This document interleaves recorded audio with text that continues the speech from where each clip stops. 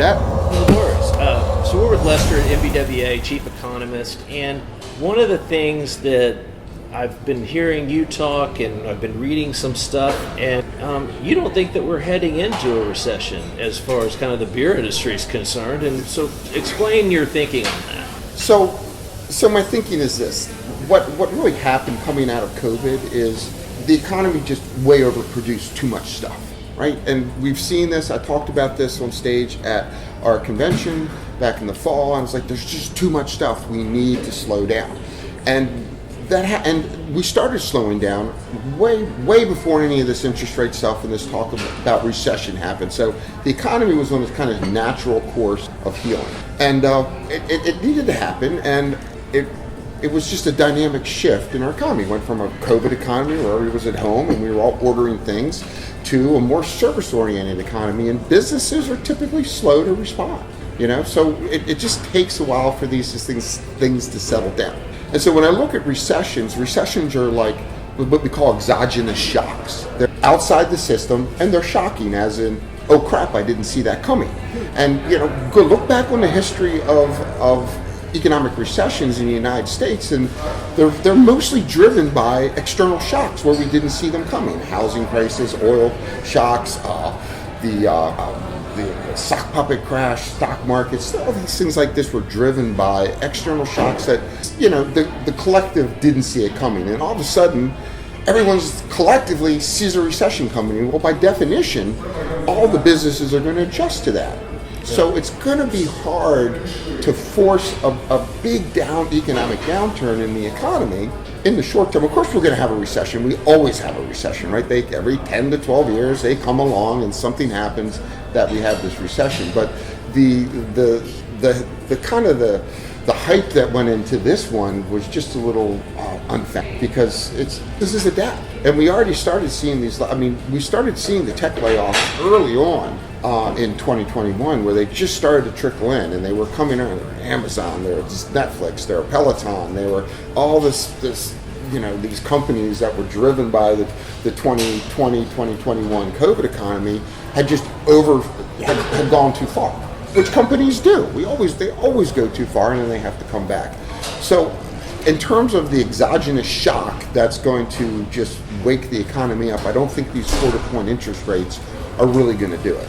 As you can see, the housing market is it hasn't tanked. It's just kind of stabilized. Even here in Austin, which we're super hot, everything just kind of leveled off. It kind of plateaued.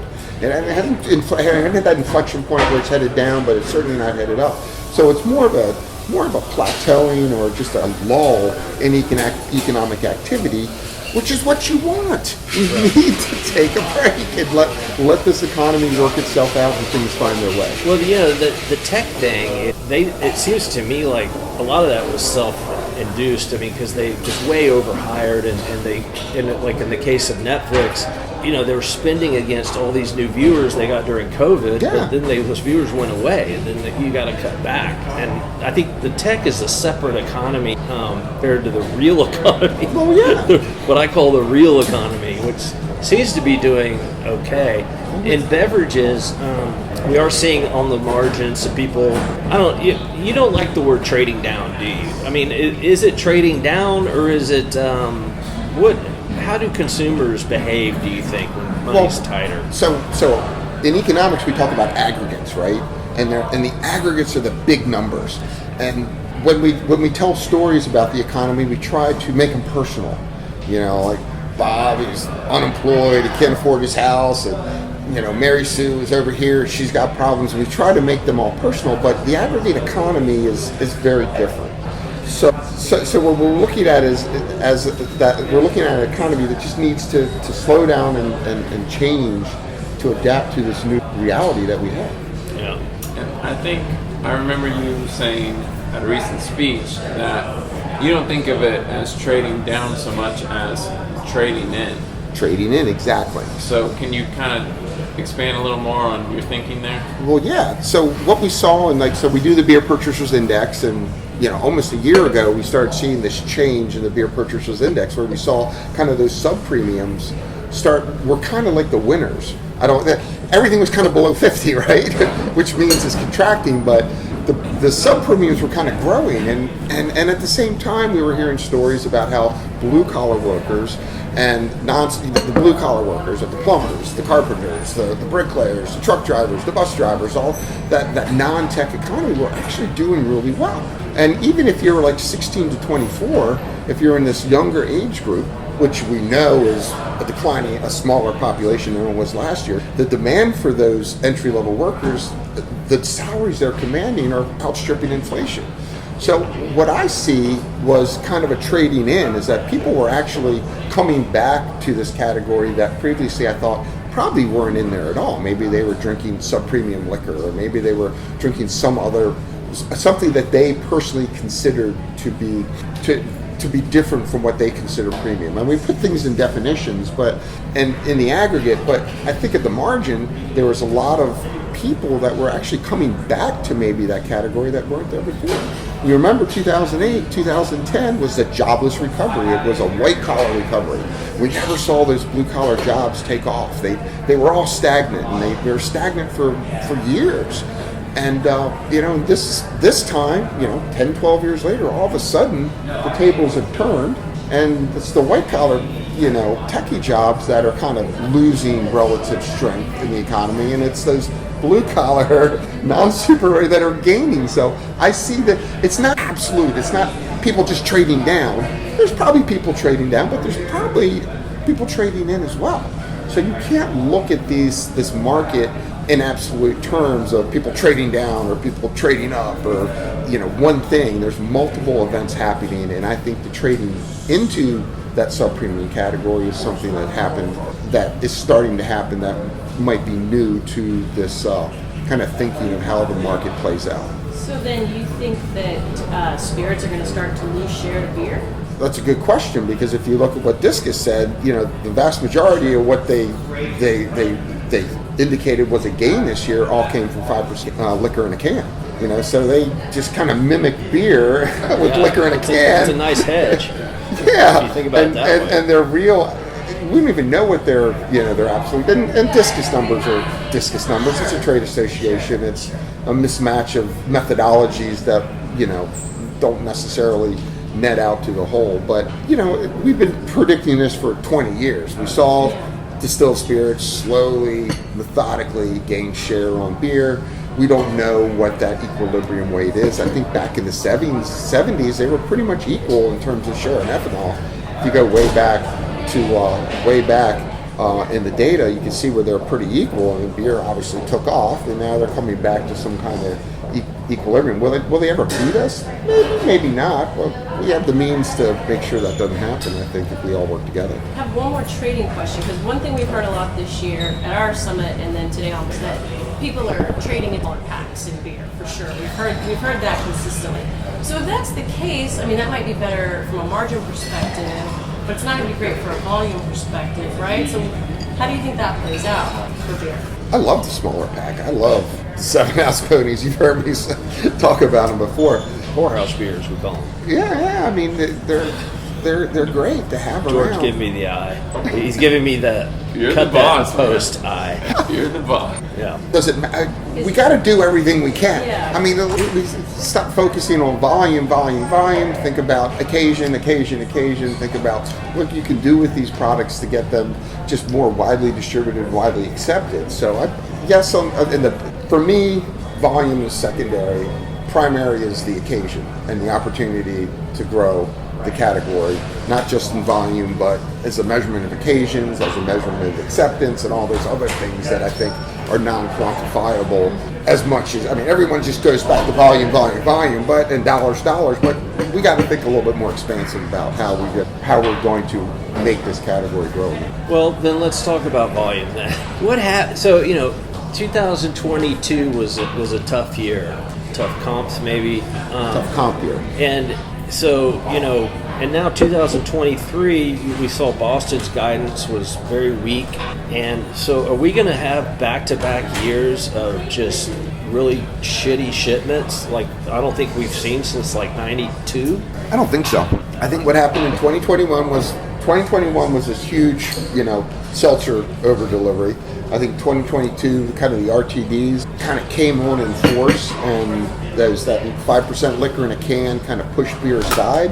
I personally see the liquor in a can not having a lot of legs. I think the velocity of those products will stagnate. Retailers will become disillusioned with dusty cans sitting on their shelves, and hopefully they come back to beer. If beer plays its cards correctly, it can come forward with that story of velocity and turn, and how you're going to make more money turning cases of beer than you are having some kind of specialty cocktail in a can sitting there collecting dust. Yeah, that's right? $20 a 4-pack. Right.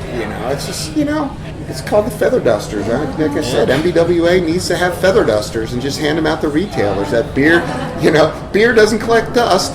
Liquor in a can and wine does, Beer, you can go around and dust your things and just remember that beer is better.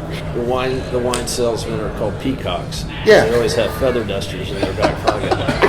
There's a peacock in my neighborhood, and it's springtime, so he's hollering, and there's no female peacocks, so he's just hollering for no good. Wait, why is he in your neighborhood? I don't know. There's some old lady that puts a newsletter together, puts it in our mailboxes, and the peacock made it through the freeze because somebody put it in its garage, and we don't know who the peacock belongs to, but it just runs around. I chase it in my one wheel sometimes. It's fun. I've tried to run it over. There were 2 geese on my neighbor's house this morning, just barking away. It was. I feel like I live in a nature preserve You over do there. live by the zoo, don't you? It's by the botanical gardens And the golf course. and the golf course. Yeah. Are you the guy stealing the monkeys in Dallas? And the Dallas Zoo needs to just get their act together. They're always losing animals. It's crazy. There's got to be an inside job. There's some troll that works there that's just latching cages open when he leaves at night. Yeah. Exactly. Yeah. So anyway, trading up, trading down, trading across. I mean, these are, like I said, you look at the economy in an aggregate and as a whole, and inside of it, all these things are going on. So it's not one thing happening. It's multiple events that are going on to drive these aggregate numbers forward. Say that again. We've got women shouting in the background. What's happening with inventories? Inventories across the board were very high at the end of the year. At the end of 2021, we knew beer was way overstocked, and we knew it was way overstocked with seltzers, and we heard the result was seltzer, people were writing down their excess inventories and getting rid of them. The end of 2022, it almost spread to the rest of the economy. I mean, I think it's endemic across the entire economy. There's just too much stuff. A guy posted another thing today randomly on LinkedIn about just how there's just too much stuff out there. Things have slowed down, and the machine of production just kept on marching on, and they weren't getting those signals that, hey, slow down. So I think inventory is high. I do believe that, it's the liquor industry and their liquor in a can, their 5% in a can, that is way too much for inventories out there. And it probably doesn't have a code date on it, or it's really long.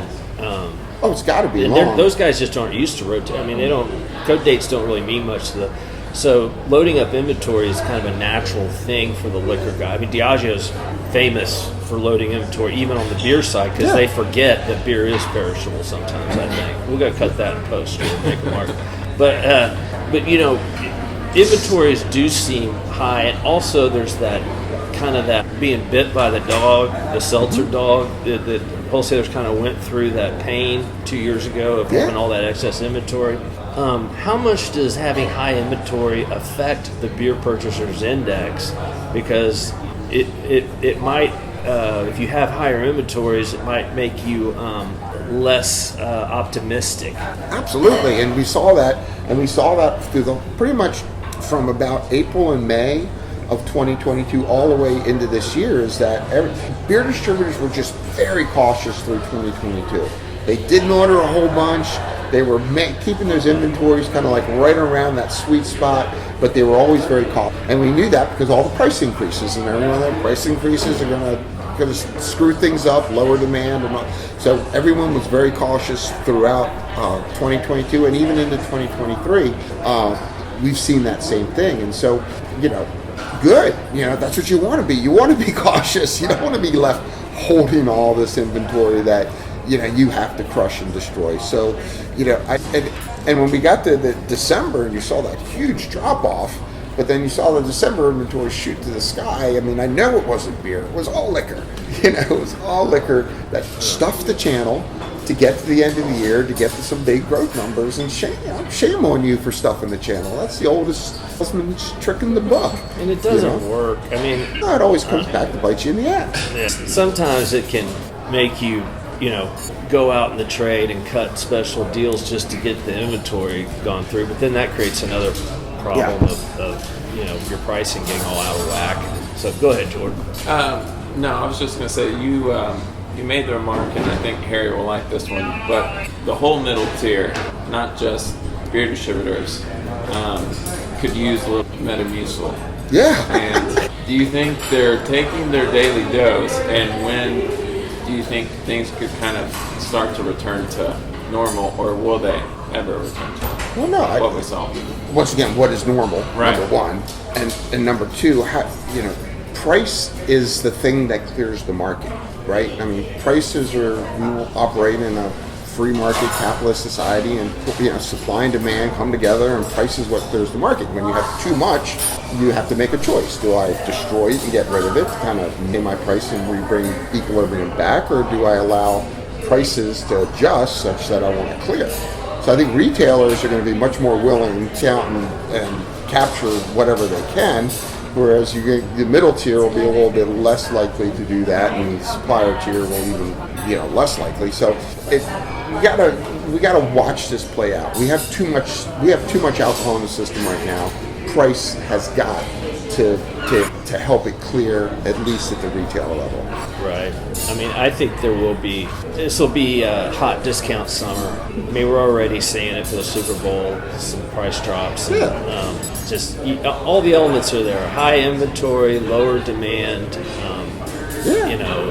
These guys got to make their... But price is such a fascinating thing. Like, I've gone to retailers in 3 different prices, right? You got the shelf price, you got the club price, and then you got some kind of promotional price.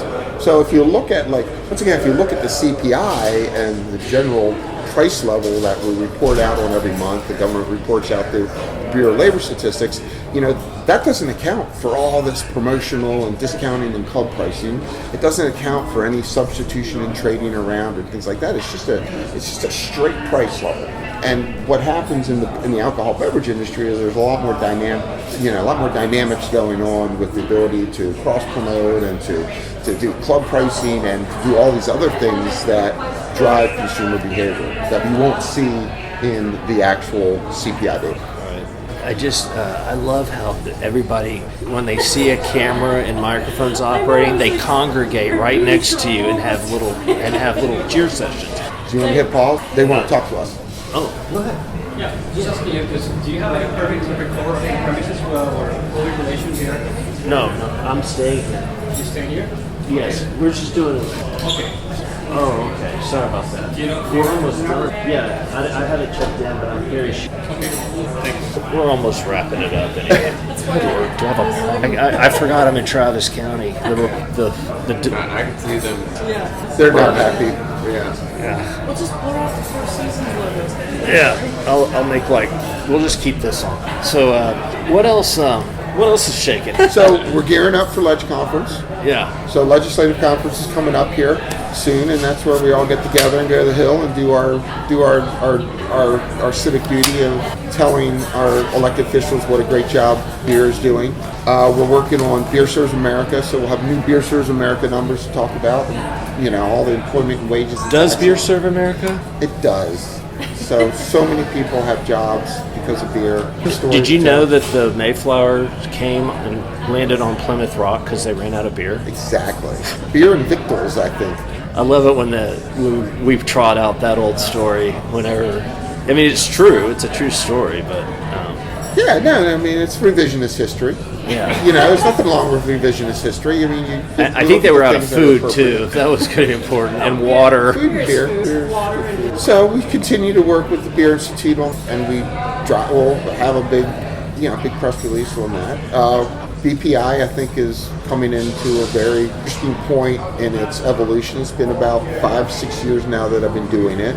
Yeah. It's the simplest of methodologies, right?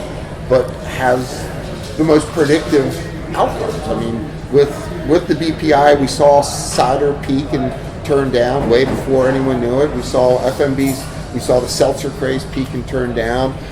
We saw, that little bit of growth in that below premiums ahead of, way before anyone started talking about a recession and trading down. So it has this peculiar simplicity to it that has a lot of power. The people are paying attention to it, so we like that a lot.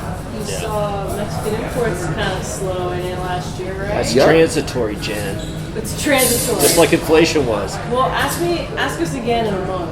Well, it'll How be interesting to see where transitory. that import number hits. I mean, because it's come down, and it operated for a long time. It operated in that 60 to 70 band, and then it dropped to kind of the 55 to 60, and now it's in a new band. So you kind of see it go. But it's interesting because imports can't be 100% of imports. They can't be 100% of the economy of the beer market. So at some point people need to go from thumbs up, I'm ordering more, to I'm ordering about the same.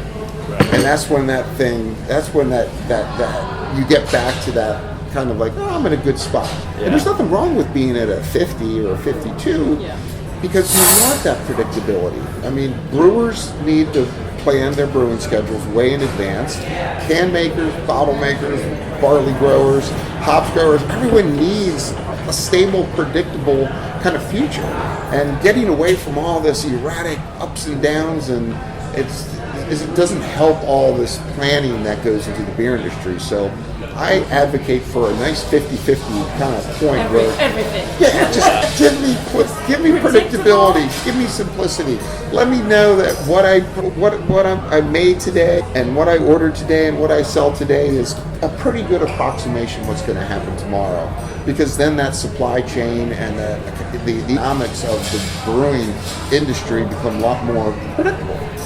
Profitable, predictable, efficient, and all those other good things. Well, John Lane told us the other day that premium lights are back growing in his establishments. And, kind of that rush to brands that you already know that we saw during COVID is continuing on.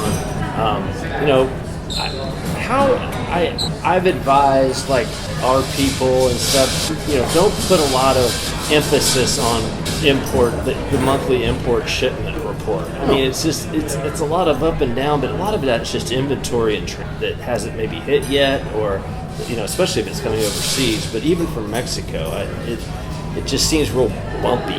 Well, it is bumpy, but what matters is the annualized, the aggregate data, what happens year over year, and what the shares are, and what the direction is. And back in the 80s, it was all Canadian imports, right? And Mexicans weren't even barely registered, and now who drinks Molson or Moosehead or Labatt anymore, and it's all the Mexican. Unless you're in Buffalo. Unless you're in Buffalo. But things should buy FIFCO, right? Right, but things will change. The dynamics of the market will change such that there'll be something else that starts growing here as things, the Mexican share of the market kind of plateaus and levels off at some kind of peak. Something else will come in and start growing. Jumping back to BPI for a second, Lester, I wanted to ask, as you have it right now, you have FBs and seltzers together. Yeah. How do you kind of like parse out? Because it seems like F&Bs are still doing fairly well. So how do you parse out? Is it really seltzer just dragging that whole entire segment down, or are F&Bs kind of? Well, I think FMBs are probably giving it a little bit of weight, but once again, I just ask. This is a general feeling, a sentiment index. Yeah, I'm not asking anyone to do an accounting or a reconciliation or run any numbers on this. I'm like, in this Beyond Beer category, you already more or less are about the same. Yeah, that's all I really care about. Gotcha. And, it's for the most of these guys, their seltzer portfolios have mostly outweighed their FMBs. So it should be pretty cool to see what happens this year, to see if there's your Twisted Teas and your some of your more different F&Bs that are coming back start balancing out and dropping to get closer to Twisted Tea, man, who knew? What are your we never got around to doing a predictions issue this year. What are your top predictions for this year, for the rest of the year? My top predictions would be, wow, that's a good question. For the economy or for the beer market, or for the alcohol beverage? I would say for the economy and how it affects the beer market. Okay, so my prediction for the economy and how it affects the beer market would be as follows. I kind of see the ones anticipating the recession. And in anticipating this recession, we've already accounted for it, right? And we hear that in the stock market gibberish that people talk about. Oh, we've already built in this, built in that. Baked in. Right, But literally, we're expecting these things to happen, so we're planning for them. And we're going to see the economy. It's going to be resilient, like the beer market. I think it'll be resilient. It'll power through the changes. We'll see they're absolutely going to have surprises, right? But that's the nature of what we do. Like, we're working in a free market economy that lends itself to surprises. There's not some guy in a Politburo telling exactly month after month what we're going to do. So the surprises that pop up are going to be more positive than negative, I think, for our beer market, so to speak. And I think as we shift out of I haven't yet put my thoughts around it, but it is much more of we're not so much of a consumer economy as we're going to be a little bit more of an industrial economy. I think we need to work on infrastructure.